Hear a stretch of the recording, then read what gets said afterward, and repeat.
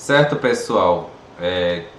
Continuando o nosso conteúdo, na aula de hoje a gente vai tratar das últimas camadas do modelo OSI, certo? As camadas de seção, apresentação e, por último, a camada de aplicação. Ok? Contextualizando, nós começamos a tratar do nível físico, depois camada de enlace, camada de rede. O último tópico foi camada de transporte. E esse conteúdo aqui desse arquivo, desse slide especificamente, é sobre as camadas de seção e apresentação. Lembrando lá que no modelo TCP/IP elas fazem parte já da camada de aplicação. Essas três camadas aqui elas são aglutinadas em uma só camada, tá certo? Como vocês podem observar aqui, o modelo TCP/IP ele é mais enxuto. Então as duas primeiras camadas ficam juntas na camada de acesso à rede. A camada de rede se transforma na camada de internet ou interrede. A camada de transporte permanece a mesma. E as camadas de seção e apresentação ficam juntos com a aplicação. Lembrando que o modelo que acontece na prática é o TCP/IP. O modelo OSI ele é um modelo mais teórico para estudo. Pois bem, falando da camada de apresentação. A camada de apresentação, pessoal, ela é responsável pela parte semântica dos dados. Ela realiza a formatação, compactação e criptografia dessas informações. Ok? Ela é considerada um tradutor da rede, realizando a tradução do formato de dados de uma origem para um destino. Por exemplo, se por acaso você está fazendo uma compra numa loja online, e aí essas transações, na verdade a maior parte da comunicação na internet, ela não acontece mais por protocolo HTTP, ela acontece via protocolo HTTPS. E qual é a diferença? No HTTPS, as mensagens enviadas de uma ponta para outra, elas são criptografadas ou encriptadas. Ou seja, não fica aparecendo lá o texto pleno caso a mensagem ela seja interceptada. Perdão. Ok? Então, quem realiza essa criptografia, certo? É a camada de apresentação. Certo? Observem bem aqui essa imagem.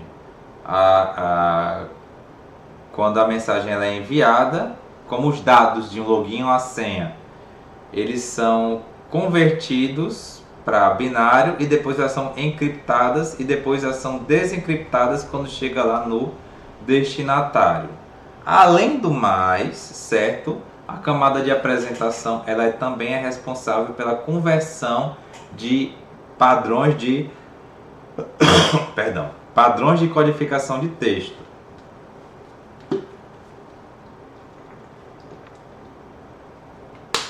Vejam bem, quando a gente digita, certo, algum texto, o nosso computador ele usa um padrão de codificação que é o quanto aquele caractere vale em binário, o valor daquele a tradução daquele caractere em binário. Então existem vários padrões de codificação, certo? Que são utilizados em vários computadores, em aplicações ao longo do mundo, ok? Então, como os computadores eles se comunicam na forma binária, certo? Deve haver um padrão de codificação para fazer a conversão das letras, certo? Caracteres especiais, números em binário, ok? Então, por exemplo, nós temos aqui um texto. Esse texto ele é codificado, certo? E depois ele é decodificado. Então acho que vocês já devem ter ouvido falar de alguns padrões como ASCII, Unicode, ok? Onde um programa ou uma aplicação na internet ela deve seguir algum tipo de padrão de codificação. Então a gente tem, por exemplo, o ASCII, que vai representar os caracteres usando uma escala decimal que ela vai de 0 a 127. E aí esses números decimais eles são convertidos para binário e aí a partir daí o comando ele vai ser processado. Então uma dessas letras digitadas vai corresponder a um padrão de codificação e depois o padrão o código binário para ser ou processado pelo computador ou enviado pela rede. Okay? Então existem vários padrões de codificação que são utilizados pelo sistema operacional, que são utilizados pelas aplicações que estão rodando, seja local, seja pela internet. E como existem padrões distintos que são executados, então a camada de apresentação é que faz essa tradução e permite que eles se entendam. Ok? Aqui vocês conseguem observar o padrão ASCII, certo?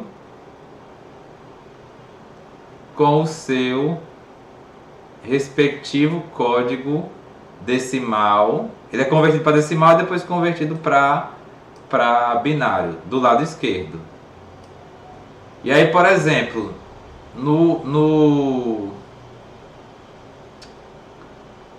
no ASCII não existem aqueles caracteres, aqueles ideogramas orientais, japonês ou chinês. Então lá eles utilizam outro padrão de codificação. E a camada de apresentação, certo? Aqui vocês conseguem observar o padrão Unicode.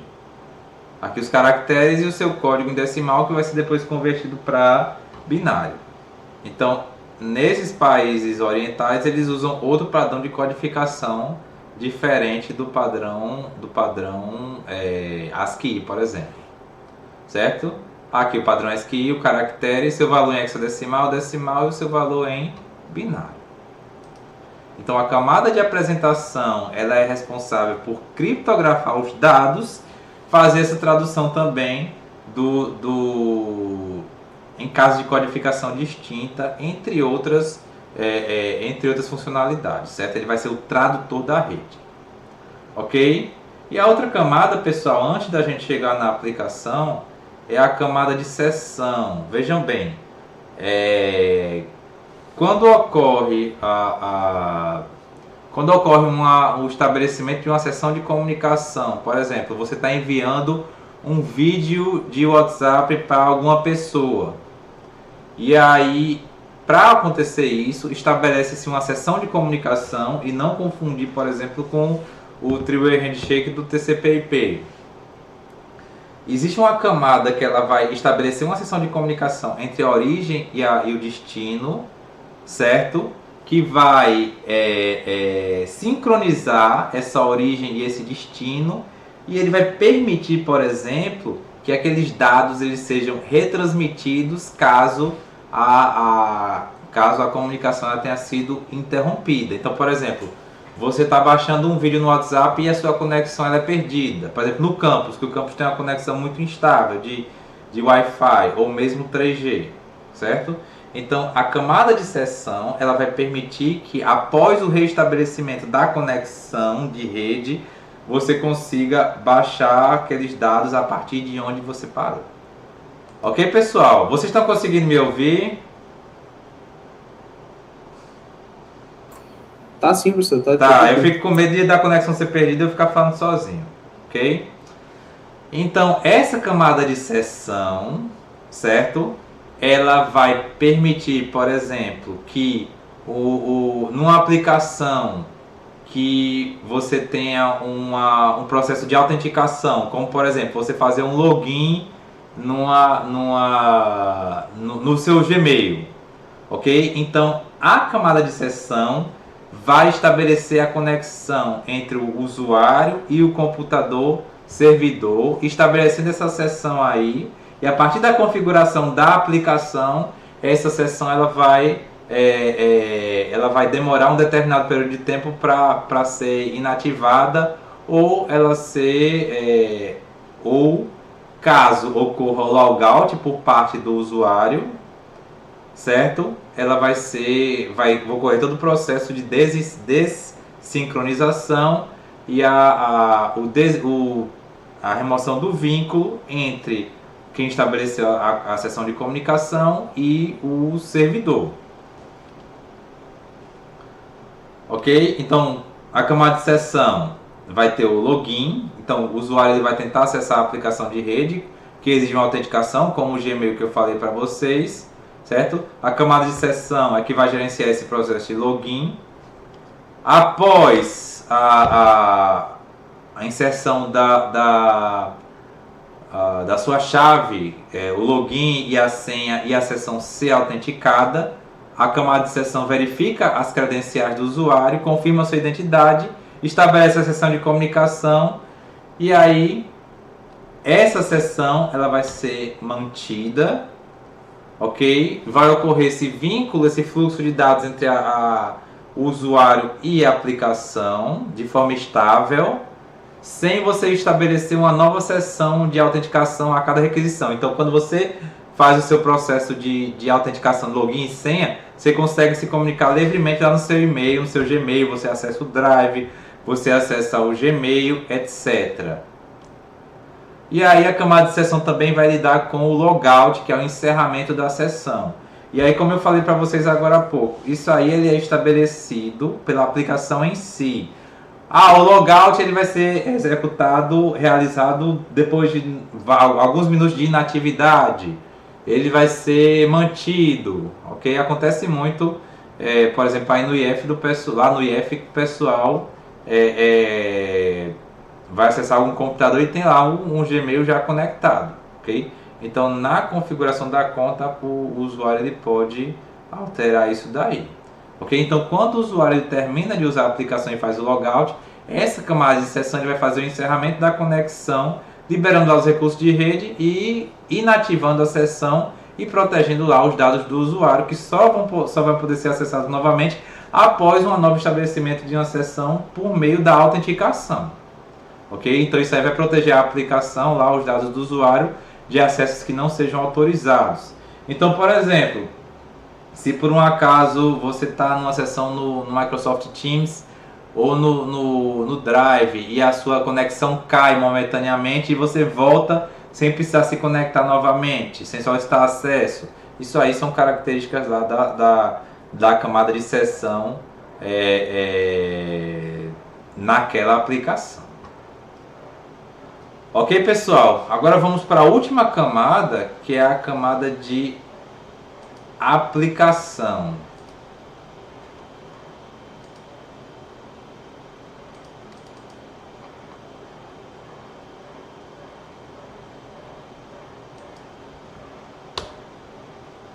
Ok, camada de aplicação, a nossa última camada do modelo WOSI. E aí, conforme a gente viu agora há pouco, ela vai aglutinar as camadas de sessão e apresentação. Certo? A camada de aplicação vai ser aquela camada que vai ficar mais próxima do usuário final. E aí, vocês podem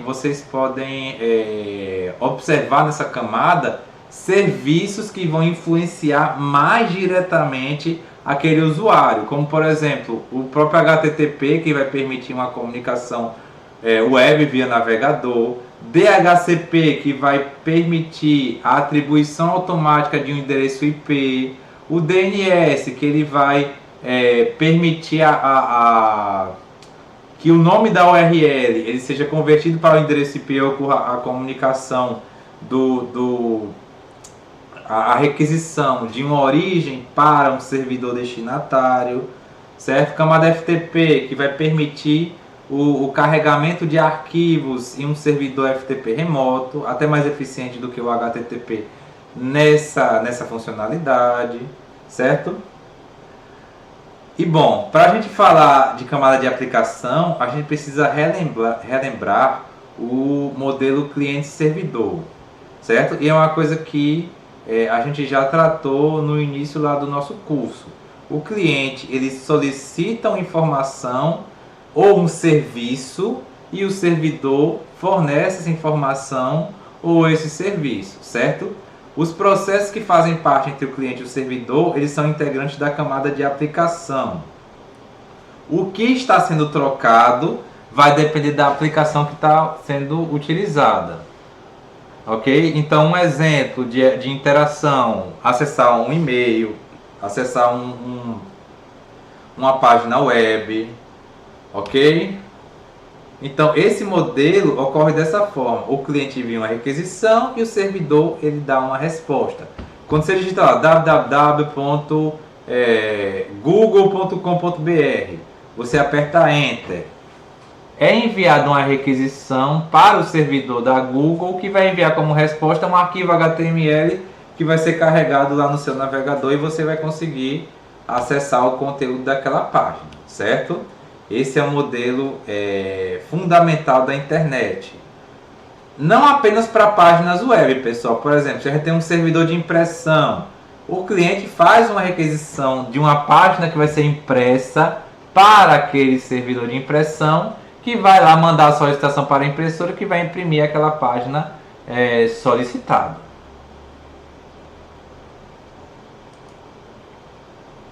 O outro tipo de rede, além da rede cliente-servidor, são as redes P2P, ou peer-to-peer, ou ponto a ponto. E aí esses dados, essa comunicação, ela acontece sem o uso de um servidor específico. Veja bem, nesse modelo aqui, o cliente ele vai estar sempre enviando solicitações e o servidor ele vai estar sempre escutando, 24/7, dependendo do servidor, certo? Já na rede ponto a ponto, não. Os computadores que fazem parte dessa rede, eles podem ser tanto servidor quanto cliente, certo? Então, por exemplo, aqui, ó, nessa rede a gente tem esses computadores aqui, ó. Esse computador da esquerda, ele é um servidor de arquivos, e o computador da direita, ele é um servidor de impressão ligado à impressora, certo? Então, quem precisa imprimir alguma coisa, manda a solicitação para ele. E quem precisa acessar algum arquivo no servidor de arquivos, manda a solicitação para ele. Então, observem bem aqui o que tem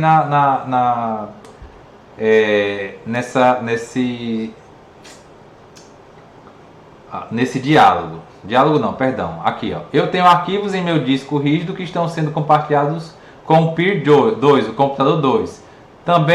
Tenho também uma página que precisa imprimir usando o Peer 2.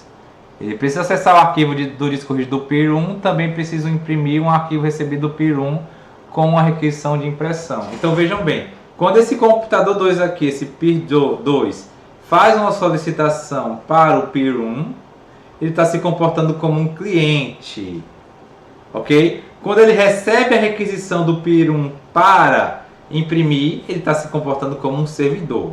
É a mesma coisa aqui com o Peer 1.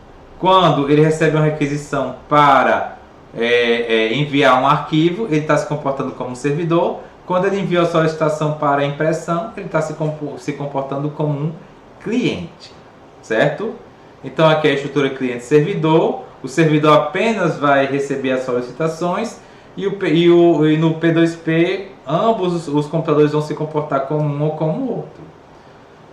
O maior exemplo que eu posso falar para vocês de rede P2P na internet, e vocês já são mais velhos, por exemplo, do que os meus alunos do integrado que não sabem o que é isso, são os torrents, certo? Antes da era dos streamings, o pessoal usava muito torrent para baixar filme, que são programas onde você baixa um jogo ou um filme por meio de pedaços, e aí você vai baixando esses pedaços de usuários espalhados ao longo do mundo todo que usam esse aplicativo, e quando você baixa um arquivo, outras pessoas podem baixar de você. Então quando você baixa um arquivo, o seu computador está se comportando como cliente. Quando você está cedendo um arquivo, quando alguém está fazendo o upload a partir do seu computador, o seu computador está se comportando como um servidor. Ok? Pessoal, se tiverem dúvida é só me interromper, tá bom? Pois bem, Falando agora de alguns protocolos da camada de aplicação. Primeiro, os protocolos HTTP e HTTPS. O HTTP, ele significa Protocolo de Transferência de Hipertexto. Ele é quem vai permitir a troca de informações por meio dos navegadores. Então, quando você está no seu computador com um navegador, seja ele Google Chrome, seja o Microsoft Edge, certo? Ele vai ser um cliente.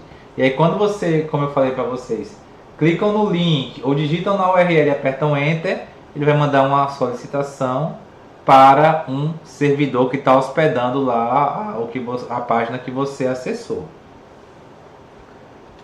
Ok? Então, essas requisições, observem aí, ó, 2 computadores, um PC e um Mac, enviando para um servidor web. Essas solicitações são enviadas via conexão TCP, uma requisição HTTP, e ele vai receber uma resposta HTTP com os dados solicitados, seja texto, seja imagem, seja vídeo, certo? O HTTP, ele é um protocolo que tem essa particularidade, gente, dele não ser um protocolo seguro, certo? Ele usa a porta 80 e as mensagens elas vão em texto pleno, ou seja, aquela mensagem que você envia, se por acaso alguém pegar e interceptar a sua mensagem, certo? Por um sniffer de rede que pega todos os pacotes e mostra para o usuário que está usando de má fé, ele vai lá e vê os seus dados, certo? No caso, existe outro protocolo que permite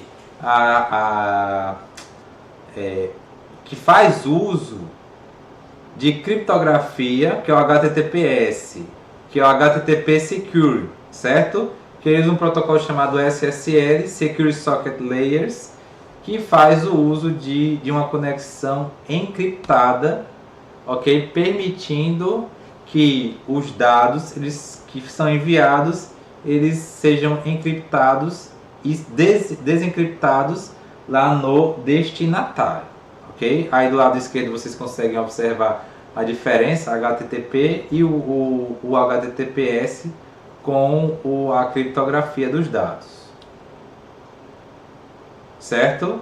Então observem aqui, o HTTP, ele mandou lá o password da senha.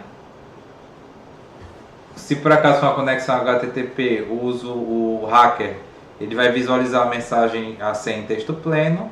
No caso aqui do HTTPS não, ele vai ver a mensagem criptografada e não vai conseguir ter acesso aos seus dados, ok? Antigamente, apenas aquelas informações mais sensíveis, como página com login e senha, usava conexão HTTP, protocolo HTTP, perdão. Hoje em dia não, a grande maioria das comunicações via web, elas funcionam utilizando HTTPS.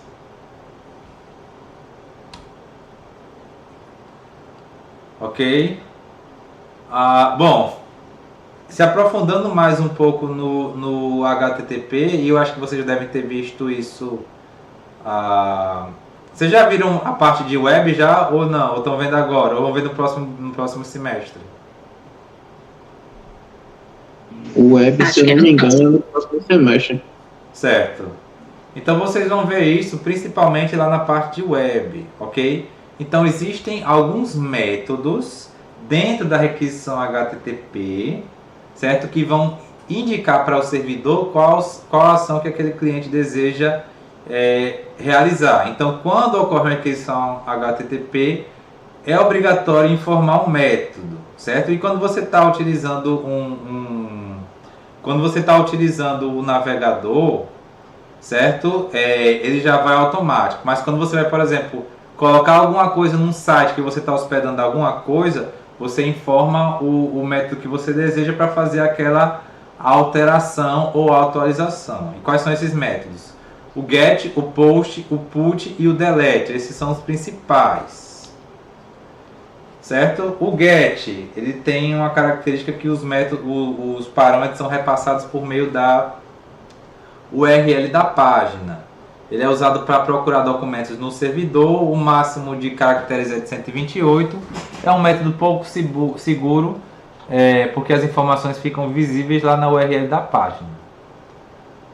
Ok, aqui a gente tem o get, certo? Ele vai buscar os dados, ele não altera o servidor, o post, o put e o delete. O get, ele vai, como eu falei para vocês, ele vai na URL, já o post e o put vai no corpo da requisição, e o delete, para você remover o recurso, ele não vai nesse corpo.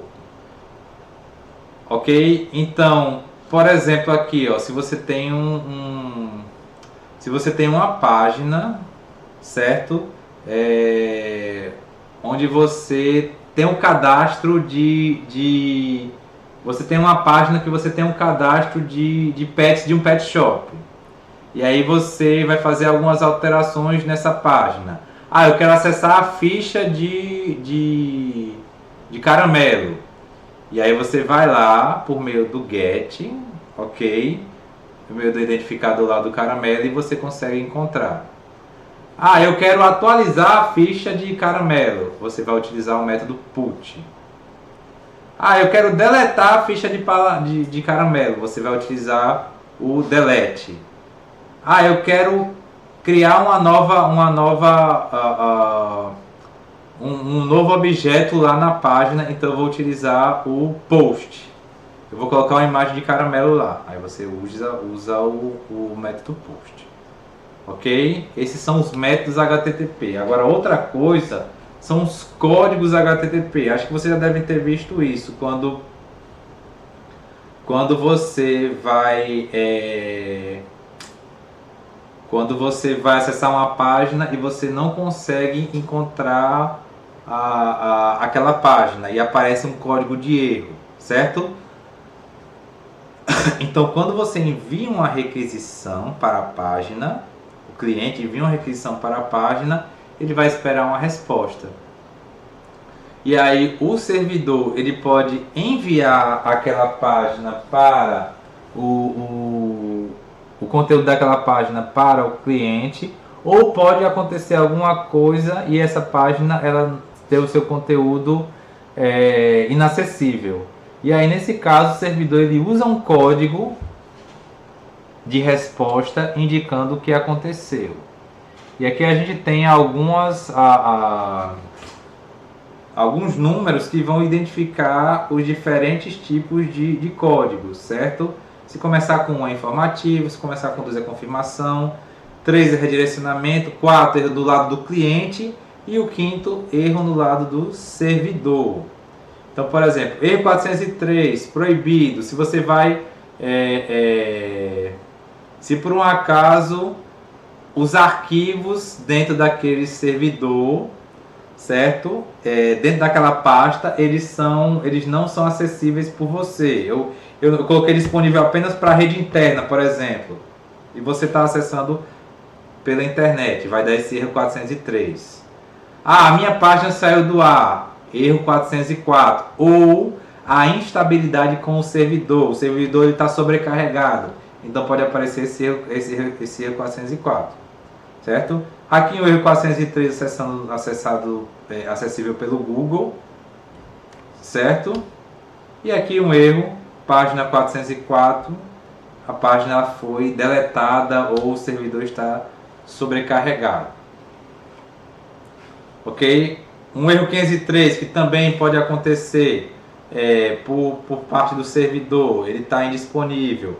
Erro 504 quando o servidor precisa redirecionar sua mensagem para outro servidor e esse erro e esse carregamento ele demora muito tempo, ele retorna esse erro aqui 504. Então, dentro do código HTTP, ok, quando você envia uma requisição, na resposta podem ver alguns códigos que vão indicar que está tudo bem, certo sucesso, ou pode ter acontecido algum erro.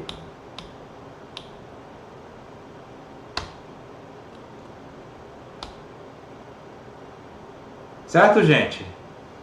Um outro tipo de protocolo que ele é utilizado para a comunicação, certo? Diferente do HTTP, é o protocolo WebSocket, que aí é um protocolo que ele é mais dinâmico, que vai criar uma comunicação em tempo real e bidirecional, certo? Sem a necessidade do estabelecimento de uma conexão mais requisição-resposta. Requisição-resposta. É estabelecida a conexão no caso do WebSocket e o servidor e o cliente eles conseguem trocar dados em tempo real sem essa necessidade de requisição e resposta contínua com os códigos de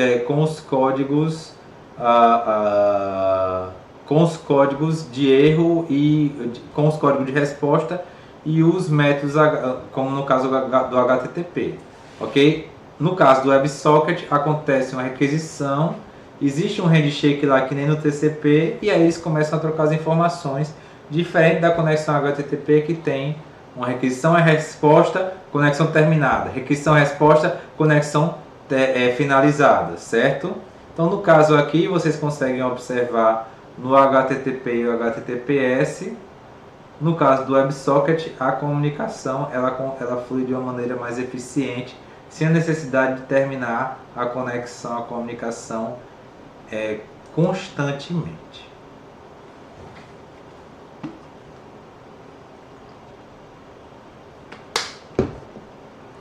Ok, pessoal? Continuando. Agora o protocolo FTP, File Transfer Protocol, aquele protocolo que a gente viu nas portas lá do UDP, que ele tem as portas 20 e 21, ok? Protocolo de transferência de arquivos. É um protocolo que é utilizado para o carregamento ou o download de arquivos pela internet.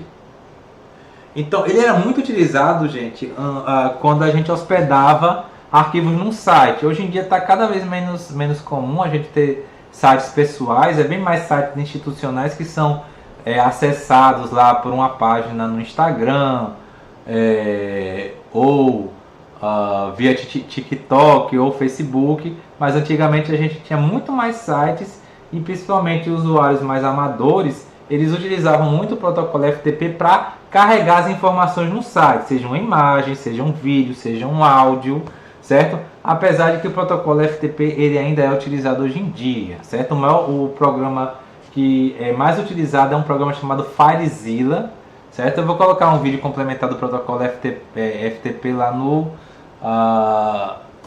na página da disciplina, tá certo? Ok? E aí, o protocolo FTP ele é uma excelente opção caso você queira hospedar os dados em um servidor FTP. Pode ser também uma opção de você salvar os seus dados na nuvem sem utilizar um serviço de hospedagem. É só você procurar servidores FTP gratuitos, certo? E aí, em um processo parecido com o HTTP, se conectando via login e senha, você consegue executar essa comunicação. Eu vou colocar, eu sei que acaba ficando um pouco didático eu apenas falar, mas aí eu vou colocar um vídeo para complementar essa informação, essas informações sobre o servidor FTP, certo? O protocolo FTP ele usa duas conexões, uma para a parte de segurança, comunicação, autenticação e outra puramente para a transferência dos arquivos. E é por isso que ele usa duas portas, certo? A conexão entre o cliente FTP e o servidor FTP ela ocorre na porta 21, TCP 21, e para a transferência dos arquivos, a porta TCP 20. Ok? Então tem essa conexão de controle e essa conexão dos dados, portas 21 e 20 respectivamente. Esse aqui é o principal programa que é utilizado no FTP, que é o FileZilla. Estabelece-se uma conexão, certo? Aqui vocês podem observar do lado esquerdo, Local Site, é o site do seu computador, e aqui Remote Site você vai arrastando os arquivos para esse servidor FTP remoto, e aí você pode colocar seus arquivos lá. Porque era assim que o pessoal fazia lá ainda faz hoje nos sites, certo? É uma excelente opção, apesar de ser possível também utilizar o servidor HTTP para carregar os arquivos em um site remoto, certo? Então, como eu falei para vocês, o FTP usa duas conexões paralelas, uma de controle usando a porta 21 e a outra, e aí você tem que estabelecer um login e uma senha, e a outra a porta 20 para a transferência dos arquivos, certo? Essa conexão de controle na porta 21 ela permanece aberta durante toda a sessão do usuário, até, mesmo se ocorrerem várias conexões de dados, transferência de dados distintas, certo? Cada transferência de arquivo vai ser uma nova conexão de dados utilizando a porta 20, até o encerramento da conexão, e aí a porta 21 ela vai ser fechada. Tem um outro protocolo mais simples, que é o TFTP, que ele faz a mesma coisa, só que aí não garante a entrega dos dados, certo? As falhas elas vão ocorrer com a maior frequência. E aí vai acontecer por meio da porta 69, e aí é uma conexão UDP. Ok, pessoal? Outro protocolo que a gente pode citar, a gente está citando apenas alguns, os mais importantes, tá certo? Que é o protocolo DHCP, Protocolo de Configuração Dinâmica de Host, certo? E aí, como eu falei para vocês, para ocorrer a associação de um computador a uma rede, certo? É necessário que ele se autentique nessa rede, e aí ele vai receber um endereço IP para poder se integrar àquela rede sem fio ou rede cabeada, certo? Conseguindo se comunicar com os outros computadores fazendo parte daquela rede. Ok? Então, existe um protocolo que ele pode ser executado por um servidor HTTP em um servidor, ou mesmo um roteador ele pode fazer isso. Então, quando ele vai se conectar, são atribuídas as informações de IP, gateway padrão, servidor DNS, etc., de maneira automática. O DHCP ele distribui essas informações de maneira automática, certo? E aí o protocolo DHCP ele é compatível com o IP versão 4 e o IPv6 ele é compatível com um protocolo chamado DHCP versão 6. Tem um pool DHCP com endereços IP disponíveis, e aí eu posso estabelecer esse limite, certo?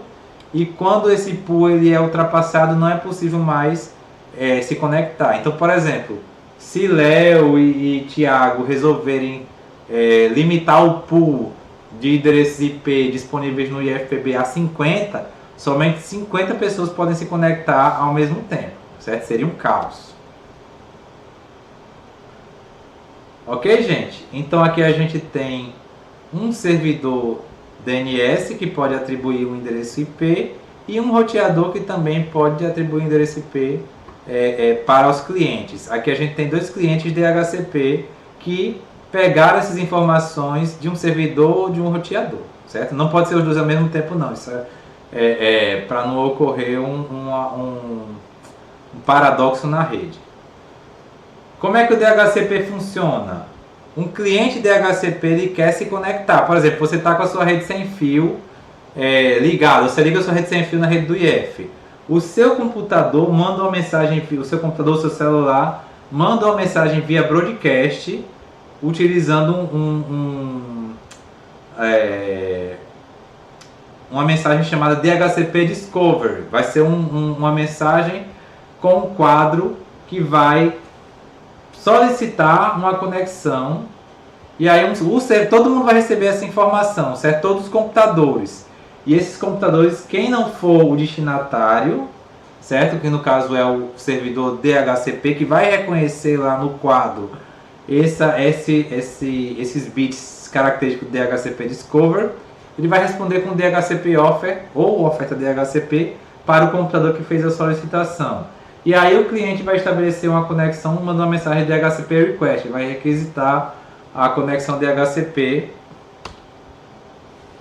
E aí esse servidor ele vai mandar um DHCP ACK para confirmar que a conexão ela foi realizada, ok? E vejam bem, o DHCP, o serviço DHCP, ele usa ele usa o UDP, porque se por um acaso ele usasse o TCP, como ele faz a reprodução via broadcast, ele ia causar um gargalo na rede, ok? Então o TCP e o UDP ele tem suas aplicações de uso distintas. Como são mensagens simples, o UDP ele dá conta, certo? Um outro protocolo utilizado é o protocolo DNS, Domain Name System, ou Serviço de Nomes de Domínio.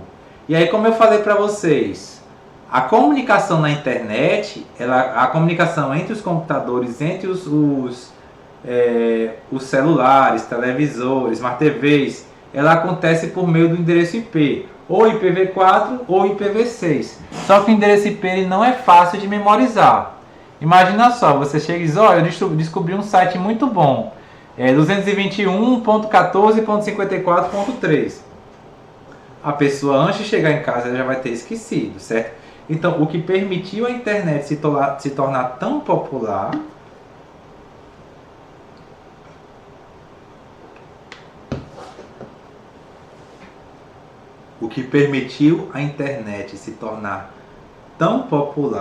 certo? Foi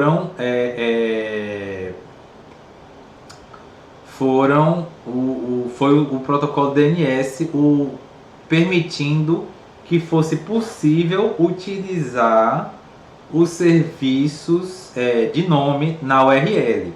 Então, facebook.com, instagram.com, certo? Não que se utilize muito isso usando navegador, se utiliza mais hoje em dia nos seus celulares. Mas quando a internet surgiu, certo? Lá nos anos, se popularizou mesmo lá nos anos 90, o pessoal usava basicamente navegador, e isso é o que permitiu a sua popularização, ok?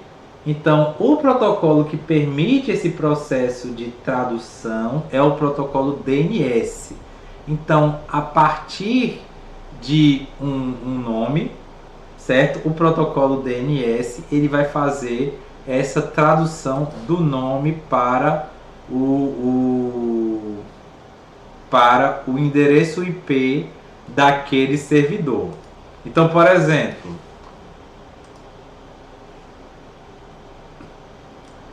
se eu for mandar um ping aqui para o site do Facebook, observem aqui, ó.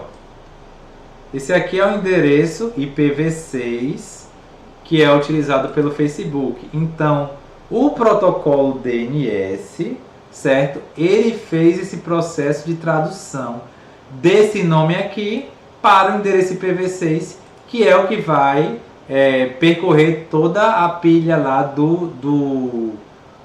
toda a pilha do modelo de camadas TCP/IP, certo? Ele é que vai ser utilizado na comunicação. Ele é quem vai estar lá no endereço IP de destinatário lá da camada de rede, lá do pacote da camada de rede, ok? Então, o protocolo DNS, por meio de um servidor DNS, certo? É que vai fazer esse processo de tradução. Qual é a porta que é utilizada? É a porta UDP número 53.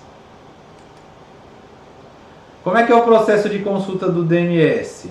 O seu navegador ou o seu aplicativo do seu celular, por exemplo, da sua Smart TV, que vai ter um cliente DNS, ele vai fazer uma solicitação DNS, certo? Para um resolvedor de DNS. Quando a gente coloca aqui, ó,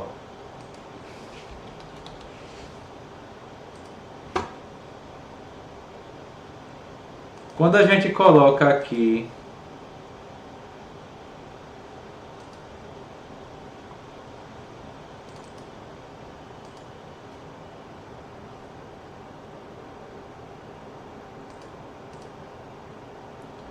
o servidor DNS, certo? Que aqui eu alterei naquele dia que Andrew falou. Aqui eu estou utilizando, por exemplo, o da Google. Se eu colocar aqui de maneira automática, ele vai utilizar o servidor DNS do meu provedor, que no caso é a BrisaNet, certo? Então, nesse caso aqui, esse camarada aqui, ele é o resolvedor DNS. Então, o protocolo DNS, quando eu mandei esse ping aqui, ó, eu já fechei o CMD. Quando eu mandei aquele ping, o meu protocolo DNS, ele fez uma solicitação para esse servidor DNS aqui, que ele vai ser não é ele que vai ter todos os endereços, não é ele que vai ter todos os endereços IPs associados a todos os nomes, não.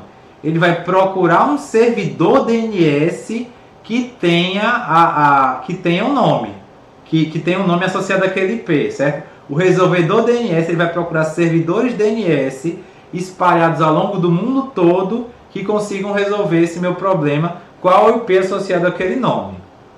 Ok? Então, ele vai fazer esse processo de consulta DNS a servidores DNS e ele vai devolver ao meu cliente DNS que vai receber o endereço IP associado. Quando acontece essa consulta, fica um cache DNS salvo, seja no servidor, seja no seu computador, seja num roteador ou algum outro equipamento que esteja rodando o serviço de DNS lá na sua rede, certo? Para quê? Para que no próximo caso ele não precise ir lá no servidor DNS remoto para isso, ele vai ser mais rápido, ele já vai acessar direto no cache. Ok? Aqui o computador fazendo a solicitação para o resolvedor que vai enviar a mensagem para o servidor DNS com o endereço IP associado ao nome. Aqui a gente tem alguns DNS públicos, tá certo? Eu estou utilizando, por exemplo, o da Google e o da Cloudflare que Andrew ele sugeriu naquele dia. E aí, como eu falei para vocês, quando ocorre isso aí, é feita essa solicitação para o resolvedor, fica lá o cache DNS com o nome do servidor e o endereço IP associado, para que na próxima consulta ele consiga acessar esses dados já diretamente.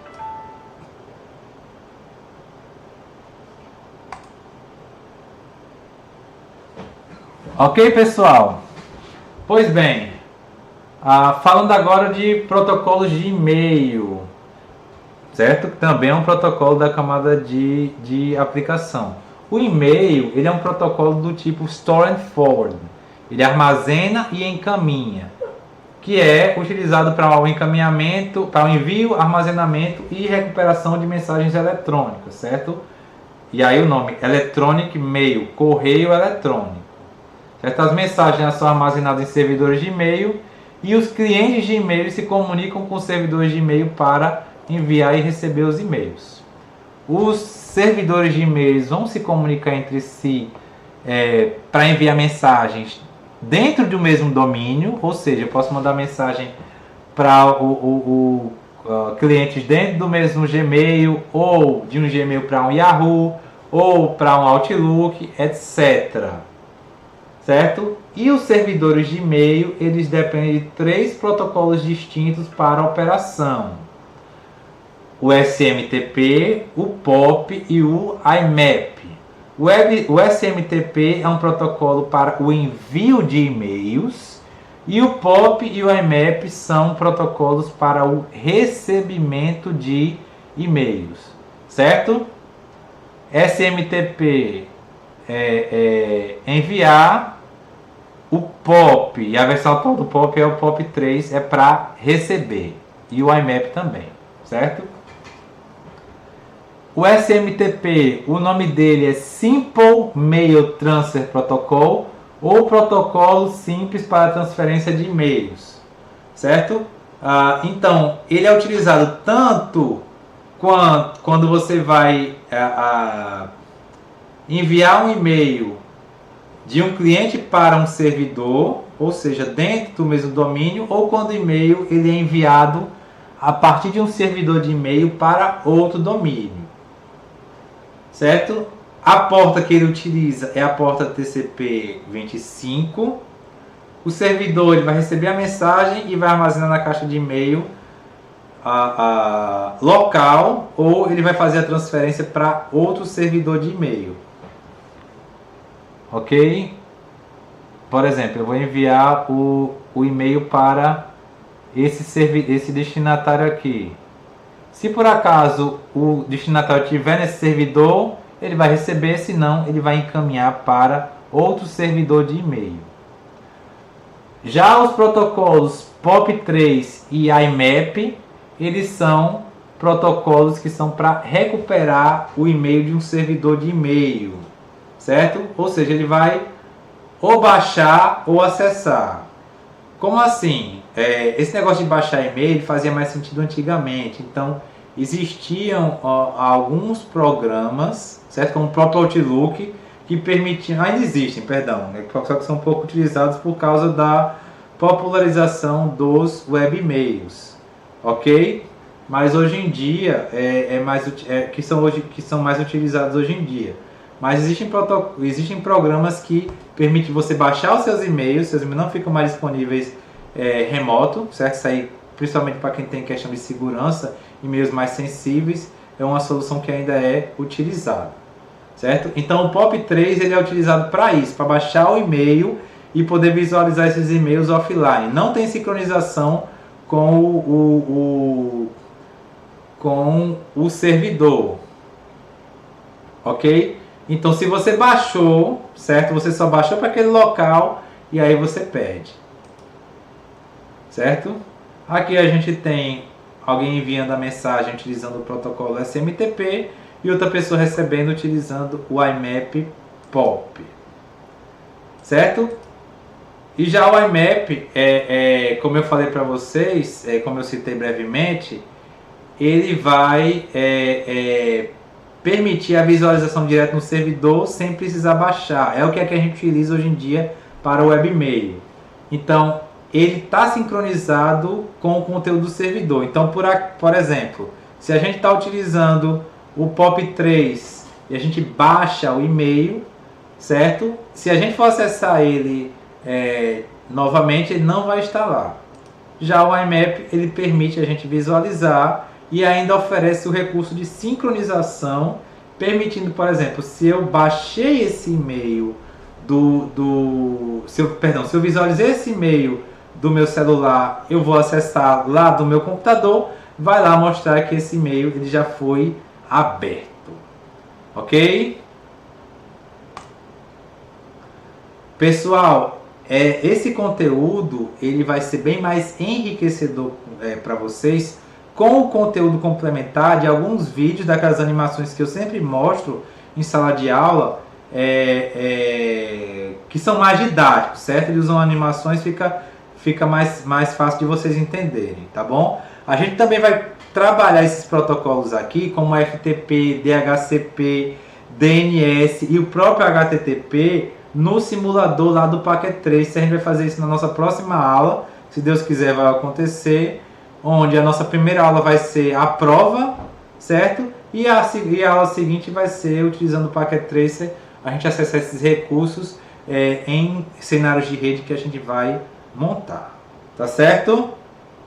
Vocês estão aí?